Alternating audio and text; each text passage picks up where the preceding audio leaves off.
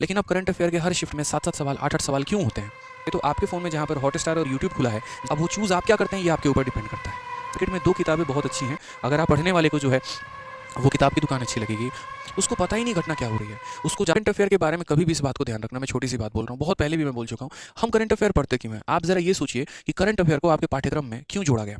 क्या ज़रूरत थी एसएससी स्टाफ सिलेक्शन कमीशन को कि वो आपके जीके में करंट अफेयर को जोड़े? पहले तो जीके में करंट अफेयर के ज़्यादा क्वेश्चन नहीं आते थे। अगर आप 2016 के पहले का ट्रेंड देख लें तो बहुत ज़्यादा क्वेश्चंस नहीं थे। लेकिन अब करंट अफेयर के हर शिफ्ट में 7-7 सवाल 8-8 सवाल क्यों होते हैं?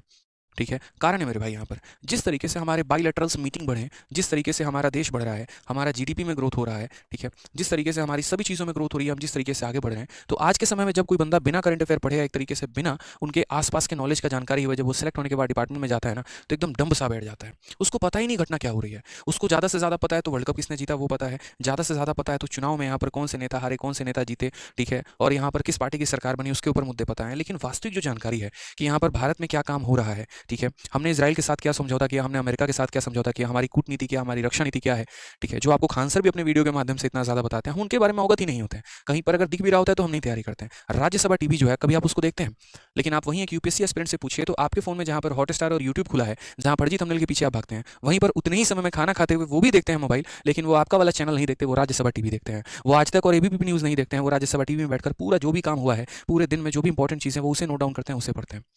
यूँ समझ लीजिए कि मेरे आसपास सब कुछ है। अगर मैं यहाँ खड़ा हूँ तो मेरे लेफ्ट में सिगरेट की भी दुकान है, मेरे सामने दारू की भी दुकान है और मेरे राइट में किताबों की भी दुकान है, बगल में एक मंदिर भी है। जिसकी आस्था जिस चीज़ से जुड़ी हुई है वो उसी के पास जाना पसंद करता है, ठीक है। एक नशेड़ी जो है उसको दारू की दुकान अच्छी लगेगी, एक पढ़ने वाले को जो है वो किताब की दुकान अच्छी लगेगी, और अगर एक पुजारी है, एक भक्त है, तो उसको मंदिर अच्छा लगेगा, उसको मंदिर में सबसे ज़्यादा शांति मिलेगा। तो हर किसी का जन्नत यहीं पर है, वो डिपेंड करता है कि उसकी आंखें क्या देख रही हैं और उसका दिल क्या कहता है, दिमाग क्या कहता है कि किस चीज़ के पीछे भागना है। आपके पास सब कुछ है, सारा कुछ अवेलेबल है, सब आपके लेफ्ट राइट सब यहीं पर मौजूद है। अब वो चूज़ आप क्या करते हैं ये आपके ऊपर डिपेंड करता है।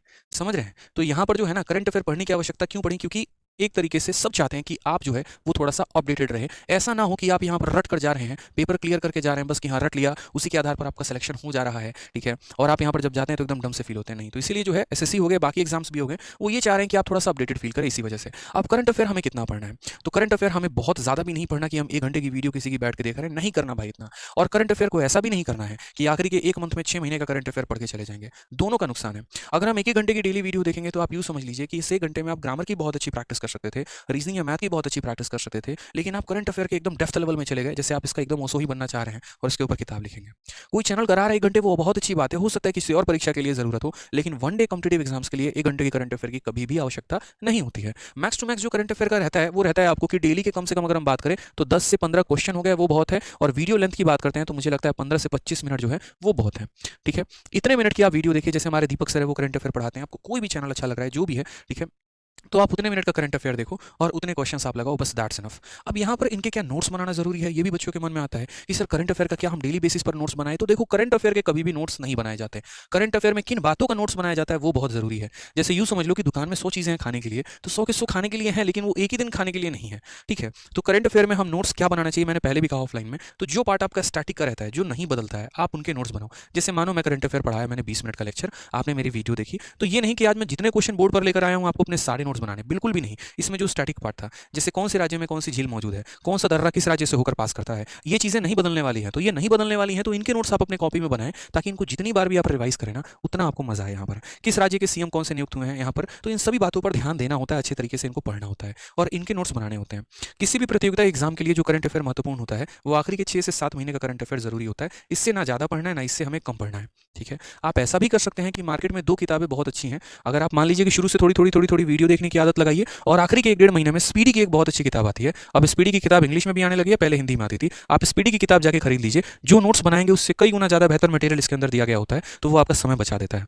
जैसे मेरा, अगर मैं आपकी जगह रहता तो मैं इतना करता कि मैं आराम से, जैसे दीपक सर पढ़ाते हैं, आराम से उनकी वीडियो देखी 15 मिनट का जितना उन्होंने कराया, ठीक है। मैंने उनके बहुत बढ़िया तरीके से जो स्टैटिक वाला पार्ट है वो नोट्स बनाए, इससे ज़्यादा फालतू की चीज़ें लिखी नहीं मैंने। और जब मेरा परीक्षा आया तो उसके बाद मैंने स्पीडी की किताब खरीद ली और यहाँ से बाकी चीज़ें कवर अप कर ली। क्यों? क्योंकि इस स्पीडी की किताब में मुझे क्या क्या मिल जाता है जो मेरे काम की है। सबसे पहले करंट अफेयर में जो होता है वो जरूरी होता है अपॉइंटमेंट आपका, कि यहाँ पर किन किन लोगों के, यहाँ पर अगर मैं बात करूँ करंट अफेयर में, और पढ़ना भी क्या होता है और छोड़ना भी क्या होता है, ये भी बहुत जरूरी है। तो करंट अफेयर में अगर आप देखोगे तो सबसे पहले हो जाता है आपका अपॉइंटमेंट, जो यहाँ पर अपॉइंटमेंट हुए हैं। अब अपॉइंटमेंट यहाँ पर ये नहीं है, ठीक है, कि फलाने फिल्म के प्रोड्यूसर कौन अपॉइंट हुए हैं, वो जरूरी नहीं है। यहाँ पे अपॉइंटमेंट का मतलब यहाँ पर हो गया कि यहाँ पर कौन से राज्य के गवर्नर किसको बनाया गया है, ठीक है।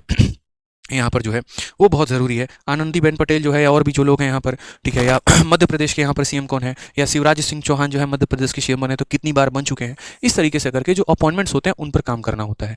दूसरा जो हो गया वो हमारा बुक एंड ऑथर पर काम करना होता है। अब बुक एंड ऑथर में भी दो तरह के होते हैं। एक बुक एंड ऑथर यहाँ पर ये हो गया मेरे भाई जो पहले चला रहा है, जैसे बाबरनामा हो गया आपका, ठीक है। तो ये जो हो गई जैसे रविन्द्रनाथ टैगोर की जितनी किताबें हो गई आपका, तो ये जो ओल्ड किताबें हो गई ना, ये एक तो इनके बारे में जो है आपको पढ़ना है, और दूसरा अभी जो नया लॉन्च हुआ है, जैसे मोदी जी ने कोई किताब लॉन्च किया, ठीक है, या फिर मान लीजिए कि किसी और पॉलिटिकल लीडर ने, शशि थरूर की किताब बैक टू बैक आते रहते हैं यहाँ पर, तो वो जो है वो आपको थोड़ा सा ध्यान रखना है बुक एंड ऑथर के बारे में कि नाम क्या है किताब का और उसको लिखा किसने है। तीसरा अगर हम करंट अफेयर में बात करते हैं यहाँ पर, तो तीसरा जो हो जाता है वो हमें PIN पर ध्यान देना होता है। अब ये PIN क्या है, तो PIN का मतलब हो जाता है पर्सन इन न्यूज़, जो व्यक्ति सबसे ज़्यादा चर्चा में है, जिसकी चर्चा ज़्यादा हो रही है। अब चर्चा का मतलब यहाँ पर ये नहीं है, ठीक है, कि किसी ने कच्चा बादाम पर डांस कर दिया तो हम उसके बारे में पढ़ेंगे, या कच्चा बादाम वाले को जो है ज़्यादा पॉपुलैरिटी मिल रही है, वायरल यही हो रहा है तो इसके बारे में ज़्यादा जानना है। नहीं मेरे भाई, ये PIN नहीं है। PIN का मतलब यहाँ पर ये हो गया कि ऑल ओवर इंडिया में जैसे अदानी हो गए, वो PIN है कि वो बहुत ज़्यादा जो है यहाँ पर ट्रेंड में है, ठीक है। कारण यहाँ पर क्यों है, क्योंकि अपने बिजनेस मॉडल की वजह से, अपने तरीकों की वजह से, जिस तरीके से उन्होंने ग्रोथ दिखाया है, तो उसमें ये पूछा जा सकता है कि फलाना इंडस्ट्री या फलाना फैक्ट्री या फलाना जो है वो किससे संबंधित है, या यहाँ पर जो है इनके ओनर कौन है, इस तरीके से करके वर्ल्ड के रिचेस्ट कौन है, एशिया का रिचेस्ट कौन है। तो जो पर्सन सबसे ज़्यादा चर्चा में होता है, कोई व्यक्ति जो है अगर मान लीजिए अपने खेल की वजह से बहुत ज़्यादा चर्चा में है तो उससे पूछा जाएगा। जैसे मान लीजिए सूर्य कुमार यादव हो गए, तो उनके बारे में पूछा जा सकता है कि डेब्यू इन्होंने कब किया हुआ था, ठीक है, इन्होंने कितने टेस्ट खेले हैं, कितने ODI खेले हैं, इस तरीके से करके।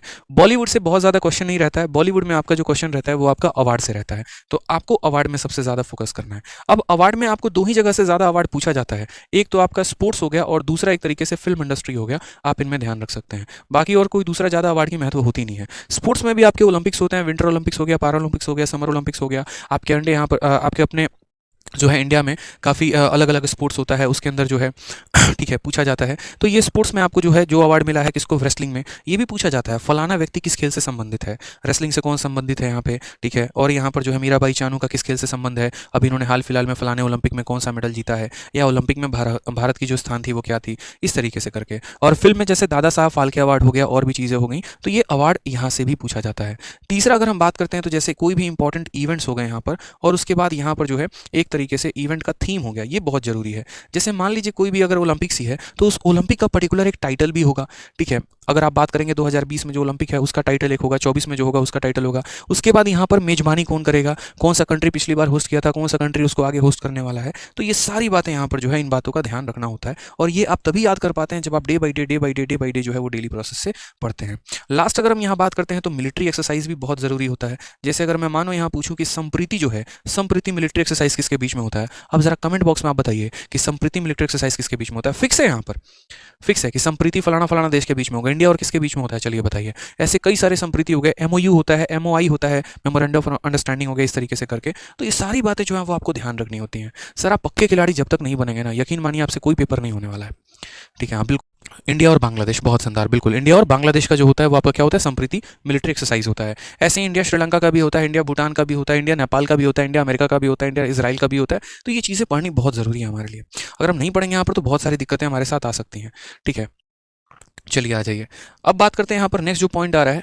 हाँ ठीक है, तो मुझे लग रहा है कि करंट अफेयर को आपको जो है वो डेली अपना आधा घंटा देना है। इंपॉर्टेंट पॉइंट्स के जो स्टैटिक पार्ट है उनके नोट्स बनाने हैं, और लास्ट टाइम मेरे एक अच्छी सी मैगजीन खरीद के वहाँ से तैयारी कर लेनी है भाई, ठीक है।